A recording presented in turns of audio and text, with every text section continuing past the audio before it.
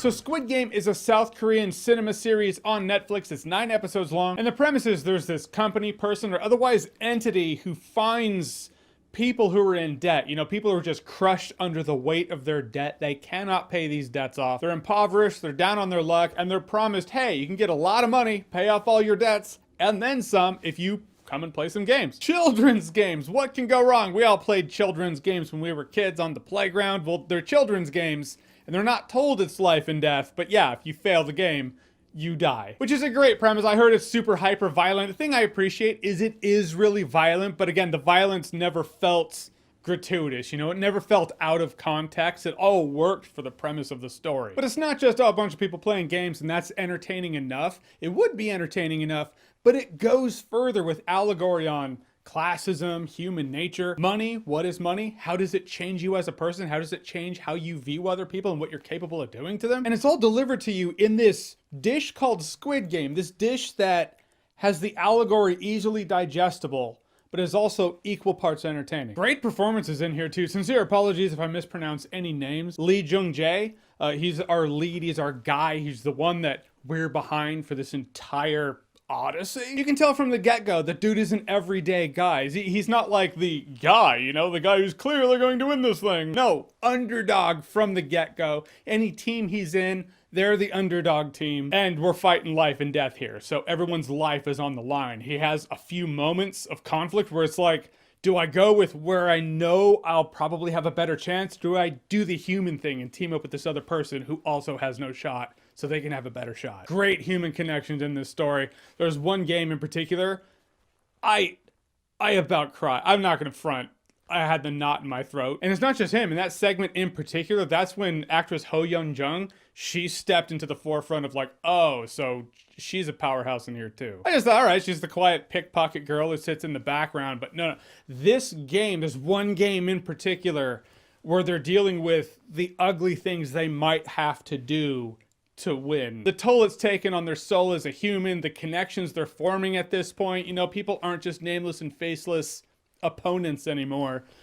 Dude, this episode, binging it with my dad, we binged this entire thing in one sitting. But after that episode, I was like, dude, that was some heavy shit. He was like, yeah, let's watch the next episode. I was all about like, I wanted to take a break. I was like, yeah, I was gonna drown my tears in a glass of scotch, but fuck it, let's do it. He comes from a generation of sterner stuff where they ate locomotive steel for breakfast. Their breakfast beverage was made from French pressing the ashes of letters to Santa Claus. But yeah, we pressed on. And I love the way this series wonderfully shows how it's the high school cafeteria. It's the elementary school cafeteria. It's that schoolyard thought process. At first you're like, oh yeah, kid games. That's, you know, of course it'll feel like that. But it's not. That's human nature. You look at how schoolyard systems, structures, friend groups, bullies, everything is structured. That's human nature at work in its purest form. That's why Lord of the Flies is great. And that's kind of what this felt like. It felt like an aggregate of a few other stories, all of which I enjoy. I've heard a lot of Hunger Games. I'm gonna go ahead and say Hunger Games or Battle Royale, whichever one you want to see it as. Meets Hard Target, meets Lord of the Flies with adults, with a bit of Stanley Kubrick in there. There were more than a few shots and scenes mixed with some of the song choice where I was like, this is very Kubrick. Also, I love the fact that these enforcers, these ominously masked people with guns, you don't see their faces, you're not supposed to see their faces, but you also at a point get the feeling like, no, they're slaves to this system too. So who's free? And I appreciate any story that has reveals as you go along, where the reveals are actually hinted at before the reveals happen. You know, if you're paying attention, you can spot some clues that can help you peel back the layers and go, okay, I've figured some things out. I just appreciate that, where I can go back, watch it again, like, oh yeah, that was totally hinted at right there. I missed it. I suppose if it was one human being doing it in life, it'd be arrogance.